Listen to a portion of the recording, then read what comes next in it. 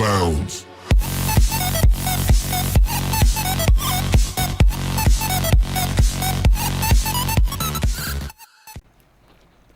Hello, नमस्ते, welcome to ETC online. आज हम लोग पढ़ने वाले हैं क्लास 10th का chapter number 2, Nelson Mandela long walk to freedom. इस चैप्टर में हम लोग नेल्सन मंडेला के स्ट्रगल के बारे में जानेंगे, जो उन्होंने अपने कंट्री को फ्री करवाने के लिए, यानी अपने कंट्री की फ्रीडम के लिए किया था। तो चलिए स्टार्ट करते हैं चैप्टर नेल्सन मंडेला। अपार्थाइड एक पॉलिटिकल सिस्टम है जो लोगों को सेपरेट करता है उनकी जाति के अकॉर्डिंग। अपार्थाइड का मतलब होता है रंग भेद नीति, यानी रंग भेद नीति एक ऐसा पॉलिटिकल सिस्टम है जिसमें लोगों को डिवाइड कर दिया जाता है अलग अलग कास्ट में या अलग अलग जातियों में। क्या आप लोग ऐसे किसी भी 3 कंट्रीज के बारे में बता सकते हैं जिनमें अभी थोड़े समय पहले तक ही ये पॉलिटिकल सिस्टम था? नॉर्थ अमेरिका, साउथ अफ्रीका और ऑस्ट्रेलिया। क्या आप लोगों ने नेल्सन मंडेला के बारे में सुना है? मंडेला और उनकी जो नेशनल अफ्रीकन कांग्रेस पार्टी थी, उन्होंने अपनी लाइफ टाइम तक अपार्थाइड के अगेंस्ट फाइट किया। मंडेला ने लगभग अपनी पूरी लाइफ के 30 साल प्रिजन में बिताए थे, यानी जेल में बिताए थे। लास्ट में 1994 में डेमोक्रेटिक इलेक्शंस हुए थे साउथ अफ्रीका में, और मंडेला उस नए नेशन के पहले ब्लैक प्रेसिडेंट बने थे। ये जो चैप्टर है ये मंडेला की ऑटोबायोग्राफी, जिसका नाम था लॉन्ग वॉक टू फ्रीडम, उसका एक एक्सट्रैक्ट है जिसमें मंडेला ने एक हिस्टोरिक ओकेजन के बारे में बात की थी। हिस्टोरिक यानी ऐतिहासिक, ओकेजन यानी अवसर, और उसका नाम क्या था? The inauguration. क्या आप लोग गेस कर सकते हैं कि ये ओकेजन किस तरह का था? अगर आप लोगों ने गेस कर लिया तो उस गेस को आप चेक भी कर सकते हैं। बीबीसी में एक न्यूज़ आई थी 10 मई 1994 को, उससे आप लोग चेक भी कर सकते हैं। मंडेला साउथ अफ्रीका के पहले ब्लैक प्रेसिडेंट बने थे। नेल्सन मंडेला साउथ अफ्रीका के पहले ब्लैक प्रेसिडेंट बने थे।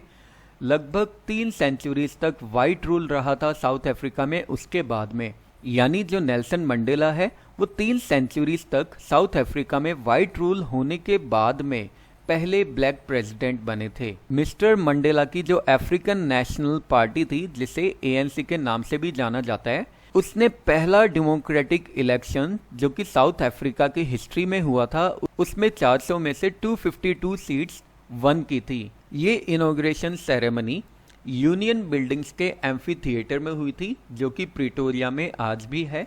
एम्फी थिएटर का मतलब होता है रंगमंच, यानी ओपन थिएटर जिसे हम बोल सकते हैं। और इस इनॉग्रेशन में कई सारे पॉलिटिशियंस और डिग्निटरीज भी आए थे। लगभग 140 कंट्रीज से, पूरे देश की 140 कंट्रीज से बहुत सारे पॉलिटिशियंस और डिग्निटरीज भी इस मीटिंग में आए थे।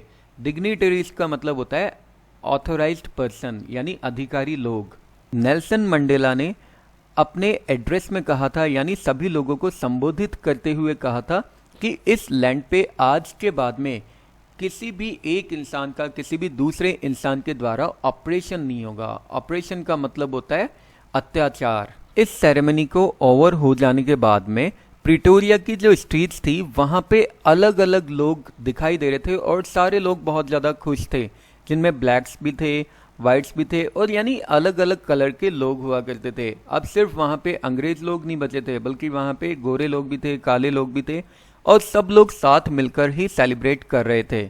लगभग वहाँ पे 1 लाख से ज़्यादा साउथ अफ्रीकन आदमी और औरत थे, और उनके साथ में बच्चे भी थे, हर रेसेस के, यानी हर जाति के, जो साथ साथ डांस भी कर रहे थे और खुशी से गाना भी गा रहे थे। 10 मई की सुबह बहुत ब्राइट और क्लियर थी। डॉन यानी होता है सुबह होना। पिछले कुछ दिनों से मैं घिरा हुआ था वर्ल्ड लीडर्स और डिग्निटरीज से, जो कि इनॉग्रेशन के लिए अपनी रिस्पेक्ट शो करने के लिए आए हुए थे। डिग्निटरीज मतलब होता है अथॉरिटीज, बिसीज्ड मतलब होता है घिरा हुआ, सराउंडेड। ये इनॉग्रेशन साउथ अफ्रीकन सॉइल पे इंटरनेशनल लीडर्स की आज तक की सबसे बड़ी गैदरिंग थी। गैदरिंग यानी होता है इकट्ठा होना, या जिसे हम बोल सकते हैं सम्मेलन। ये सेरेमनी प्रिटोरिया सिटी के यूनियन बिल्डिंग्स में बने हुए लवली सैंडस्टोन के एम्फी थिएटर में होनी थी। सैंडस्टोन मतलब होता है चूना मिट्टी। पिछले काफ़ी डिकेड्स तक ये वाइट सुप्रीमेसी की सीट्स हुआ करती थी। डिकेड्स मतलब होता है दशक, सुप्रीमेसी मतलब होता है अधिकारी लोग, यानी पिछले कुछ दशकों से यहाँ पे हमेशा अंग्रेज लोग ही बैठा करते थे। और अब यहाँ पे जो नज़ारा दिखाई दे रहा था, वहाँ पे अलग अलग कलर्स के लोग दिखाई दे रहे थे। अलग अलग कलर्स के लोग दिखाई दे रहे थे मतलब अब वहाँ पे ना सिर्फ अंग्रेज लोग दिखाई दे रहे थे, बल्कि वहाँ पे अंग्रेजों के साथ साथ अफ्रीकन लोग भी वहाँ पे दिखाई दे रहे थे। और ये सारे लोग यहाँ पे क्यों दिखाई दे रहे थे? क्योंकि साउथ अफ्रीका की पहली डेमोक्रेटिक नॉन रेशियल गवर्नमेंट बनने वाली थी। नॉन रेशियल का मतलब होता है जो जातिगत ना हो। ऑटम के उस लवली डे पे, ऑटम यानी होता है पतझड़, मैं अपनी डॉटर जनानी के साथ था। अकम्पनीड मतलब होता है साथ होना।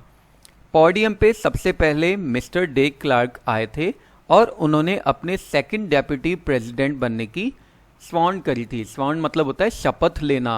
उसके बाद थाबो म्बेकी ने अपने फर्स्ट डेप्यूटी प्रेसिडेंट बनने की शपथ ली। जब मेरा टर्न आया तो मैंने प्लेज किया यानी मैंने प्रतिज्ञा ली कि मैं अपने कॉन्स्टिट्यूशन यानी संविधान, कि मैं अपने संविधान की पालन करूंगा। ओबे करना यानी पालन करना, और उसको अपहोल्ड करूंगा। अपहोल्ड यानी बनाए रखना। और अपने आप को समर्पित कर दूंगा अपने रिपब्लिक और अपने कंट्री के लोगों के लिए। डिवोट यानी होता है समर्पित कर देना। वहाँ जितने भी लोग इकट्ठा हुए थे और जो पूरी दुनिया टीवी पे देख रही थी, उन सब लोगों से मैंने कहा, असेंबल्ड यानी इकट्ठा होना, आज हम सभी लोग यहाँ प्रेजेंट होकर इस न्यूबॉर्न लिबर्टी को ग्लोरी और होप कॉन्फर कर रहे हैं। ग्लोरी यानी होता है वैभव या यश, कॉन्फर यानी होता है प्रदान करना, होप यानी आशा, और लिबर्टी यानी आज़ादी।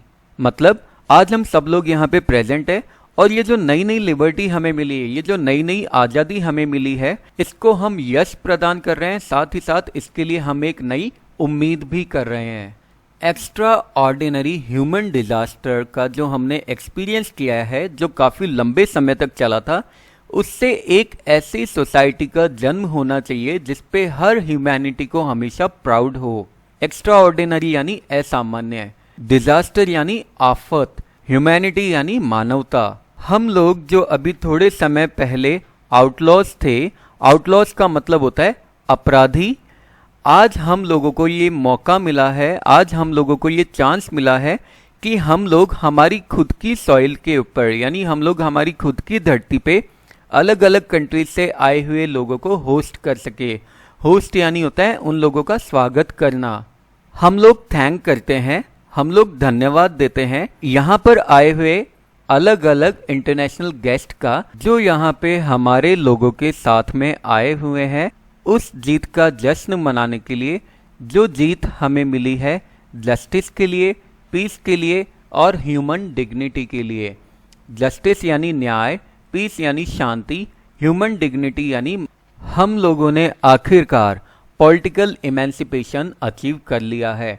पॉलिटिकल इमेंसिपेशन यानी पॉलिटिकल यानी राजनीतिक, इमेंसिपेशन यानी आज़ादी, यानी हम लोगों को आखिरकार राजनीतिक आज़ादी मिल चुकी है।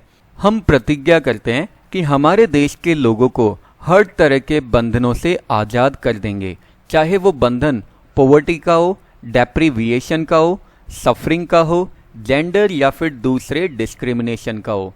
पॉवर्टी का मतलब होता है गरीबी, डेप्रीविएशन का मतलब होता है वंचित रहना, यानी किसी चीज़ का अधिकार नहीं मिलना, सफरिंग मतलब होता है पीड़ा, और डिस्क्रिमिनेशन मतलब होता है भेदभाव, यानी जेंडर एंड अदर डिस्क्रिमिनेशन का मतलब है मेल फीमेल का भेदभाव। आज के बाद इस ब्यूटीफुल लैंड पे कभी भी ऐसा नहीं होगा कि एक आदमी का दूसरे आदमी के द्वारा अत्याचार किया जा रहा है। इतने ग्लोरियस ह्यूमन अचीवमेंट का सूरज कभी भी अस्त नहीं होगा, यानी इतने वैभवशाली मानव उपलब्धि का सूरज कभी भी अस्त नहीं होगा। लेट फ्रीडम रेन, रेन यानी होता है शासन करना, फ्रीडम को शासन करने दो, यानी अब आज़ादी को शासन करने दो। God bless Africa. थोड़े समय बाद में हम सब लोगों ने अपनी आंखें ऊपर उठा ली जब हम सब लोगों ने एक बहुत शानदार तरीके से साउथ अफ्रीकन जेट्स, हेलीकॉप्टर्स और ट्रूप कैरियर्स को यूनियन बिल्डिंग के ऊपर रोर करते हुए सुना। रोर यानी होता है तेज आवाज करना। ट्रूप कैरियर्स होता है सोल्जर्स को ले जाने वाले कॉप्टर्स, और स्पेक्टेकुलर मतलब होता है बहुत शानदार। ये सिर्फ पिन पॉइंट प्रेसिजन या मिलिट्री फोर्स का एक डिस्प्ले नहीं था। पिन पॉइंट प्रेसिजन मतलब होता है बहुत शानदार दृश्य बनाना, बल्कि एक डेमोन्स्ट्रेशन भी था मिलिट्री की लॉयल्टी का डेमोक्रेसी के लिए और उस नई गवर्नमेंट के लिए जिसको अभी अभी एकदम आज़ादी से और एकदम सही तरीके से इलेक्ट किया गया है। डेमोन्स्ट्रेशन मतलब होता है प्रदर्शन, लॉयल्टी मतलब होता है विश्वास या वफादारी। थोड़े समय पहले ही साउथ अफ्रीकन डिफेंस फोर्स और पुलिस के जो हाईएस्ट जनरल थे, जिन लोगों की चेस्ट के ऊपर रिबन लगे हुए थे और मेडल्स लगे हुए थे अभी पिछले दिनों से, उन लोगों ने मुझे सैल्यूट किया और अपनी लॉयल्टी के लिए प्लेज किया, यानी अपनी वफादारी के लिए प्रतिज्ञा ली। लेकिन मैंने इस बात को बिल्कुल भी माइंड नहीं किया कि अभी कुछ सालों पहले ही उन्होंने मुझे सैल्यूट नहीं किया था, बल्कि मुझे अरेस्ट किया था, बल्कि मुझे गिरफ्तार भी किया था।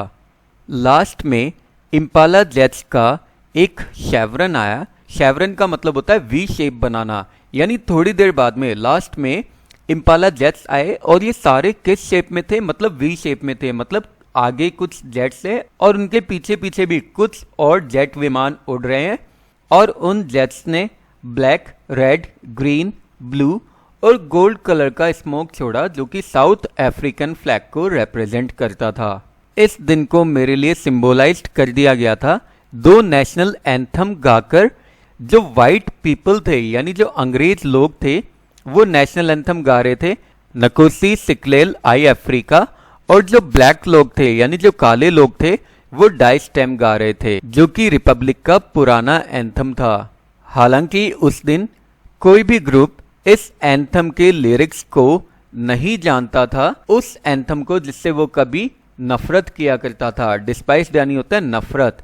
लेकिन बहुत जल्दी वो इस एंथम के एक एक वर्ड को बाय हार्ट याद कर लेंगे, यानी बहुत जल्दी उन्हें ये नेशनल एंथम भी उनका याद हो जाएगा। इनॉग्रेशन वाले दिन मैं हिस्ट्री के सेंस से ओवरवेल्म्ड था। ओवरवेल्म्ड का मतलब होता है अभिभूत होना, यानी दिल से सोचना।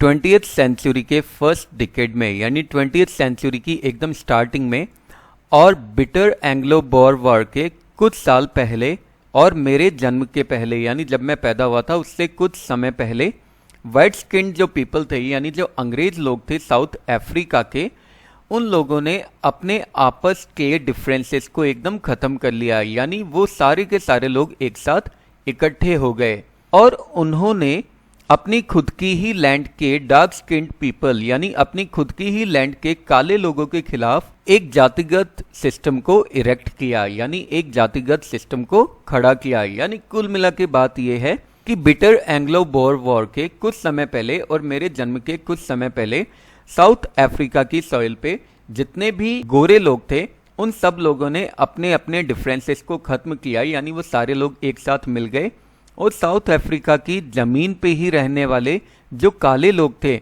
उन लोगों के अगेंस्ट वो खड़े हो गए और उन लोगों को वो डोमिनेट करने लग गए। जो स्ट्रक्चर उन लोगों ने क्रिएट किया था वो आज तक का सबसे ज़्यादा कठोर और सबसे ज़्यादा अमानवीय समाज था जिसको पूरी दुनिया कभी भी जानती है। यानी ये जो स्ट्रक्चर उन लोगों के द्वारा तैयार किया गया था ये अभी तक का सबसे ज़्यादा कठोर और सबसे ज़्यादा अमानवीय समाज को पैदा कर रहा था जो आज तक पूरी दुनिया में कभी भी देखा गया था। अब 20th सेंचुरी के लास्ट डिकेड में और एक मैन के रूप में मेरे 8th डिकेड में, यानी जब मैं 80 साल का हो चुका हूँ, उस सिस्टम को पूरी तरह से ओवरटर्न करना है। ओवरटर्न यानी पलट देना है हमेशा के लिए और एक ऐसे सिस्टम से रिप्लेस कर देना है जिसको जाना जाता है सब लोगों के अधिकार और सब लोगों की आज़ादी के लिए, चाहे उनकी स्किन का कलर कोई भी हो। रिकग्नाइज्ड यानी पहचानना। यह दिन मेरे देश के हजारों लोगों के सैक्रिफाइस की वजह से आया था। अनइमेजिनेबल सैक्रिफाइस यानी जिनका इमेजिनेशन भी नहीं किया जा सके। वो लोग जिनकी सफरिंग और जिनके करेज को कभी भी काउंट नहीं किया जा सकता और उनका मोल नहीं चुकाया जा सकता। सफरिंग यानी पीड़ा, करेज यानी साहस। यानी आज ये जो दिन हमें मिला है ये उन लोगों के ही अनइमेजिनेबल सेक्रीफाइस की वजह से हम लोगों को मिला है। वो लोग जिनकी सफरिंग यानी जिनकी पीड़ाओं और जिनके करेज और जिनके साहस का मोल हम लोग ना तो कभी काउंट कर सकते हैं और ना कभी चुका सकते हैं। मैंने उस दिन सोचा, जैसा कि मैं बाकी दूसरे दिन भी सोचा करता था, कि वास्तव में मैं उन सारे अफ्रीकन पैट्रियट्स का एक सम हूँ। पैट्रियट्स यानी होता है देशभक्त, जो मुझसे पहले जा चुके हैं। यानी मुझे आज ऐसा लग रहा था कि जो लोग मुझसे पहले जा चुके हैं उन सब लोगों के एफर्ट्स का एक नतीजा मेरे रूप में आज इस कंट्री को मिल रहा है।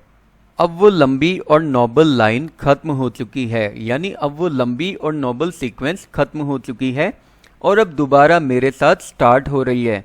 मुझे इस बात का दुख है, मुझे इस बात का दर्द है कि मैं उन लोगों को थैंक नहीं कर पा रहा हूँ, कि मैं उन लोगों का धन्यवाद नहीं दे पा रहा हूँ जिन लोगों के सैक्रिफाइस की वजह से आज हमें आज़ादी मिली है।